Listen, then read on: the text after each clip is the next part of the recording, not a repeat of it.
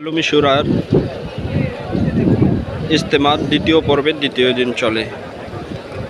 এখন মুসল্লিরা হজর থেকে বয়ান শুনছে, বয়ানের পরে তালিম করছে, তালিম করার পরে আবার মুসল্লিরা এখন জোহরের নামার জন্য প্রস্তুতি নিচ্ছে। কিছু কিছু মুসল্লি রান্নাবান্নায় ব্যস্ত আছে, আর কিছু কিছু মুসল্লি গোসল করতেছে, অজু করতেছে, তার জোহরের নামাজের জন্য প্রস্তুতি নিচ্ছে। বিভিন্ন দূর দূরান্ত থেকে বিভিন্ন মুসল্লিরা আসছে। গতকাল আসার পরে অনেক ক্লান্ত, তারা শ্রান্ত, সেই জন্য তারা অনেকে গোসল করতেছে, এখন প্রস্তুতি নিচ্ছে তারা নামাজের জন্য।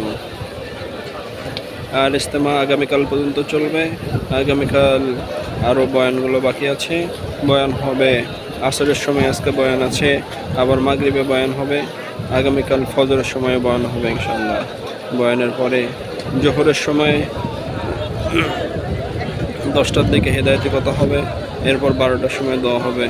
দোয়া করবেন কারি হাফেজ মৌলানা জোবায়ের সাহেব দামাত বরকাতুহু। দোয়ার মধ্য দিয়েই আগামীকাল আলমী শুরার দ্বিতীয় পর্বের ইজতেমার সমাপ্তি ঘোষণা হবে। আপনারা কোন এলাকা থেকে আসছেন? দক্ষিণ হাতিয়া থেকে। কতজন আসছেন আপনারা? 60 জন। আচ্ছা, এরপর আল্লাহর রাস্তায় যাবেন কতজন? 4 জন। ও, কিভাবে আসছেন আপনারা? আমরা সার্ভিসে আছি, লঞ্চে না?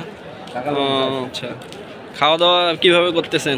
খাওয়া দাওয়া মনে করেন ভাগ করি, নিজেরাই যাবতীয় চাইছি জগতের কিছু। এখন মনে করেন আপনার বাজার সাজার করি, এখন আমরা নিজেরা ভাগ করি, নিজেরা খাচ্ছি। আচ্ছা, মাশাআল্লাহ, ঠিক আছে, ইনশাআল্লাহ দোয়া করবেন আমাদের জন্য। আলহামদুলিল্লাহ, আপনারাও দোয়া করবেন। ঠিক আছে। ধর্মপ্রাণ মুসল্লিরা বিভিন্ন এলাকা থেকে আসছে, এসে তারা আল্লাহ তাআলার কাছে নিজের রোনাজারি কান্নাকাটি করতেছে এবং আল্লাহর রাস্তায় বের হওয়ার জন্য প্রস্তুতি নিচ্ছে। আর কিছু কিছু মানুষ, কিছু কিছু ধর্মপ্রাণ মুসল্লি আছেন যারা আবার নিজের এলাকাতে ফিরে যাবেন। নিজের এলাকাতে ফিরে যাওয়ার পরে আবার দাওয়াত তাবলীগের মেহনত করবেন ইনশাআল্লাহ।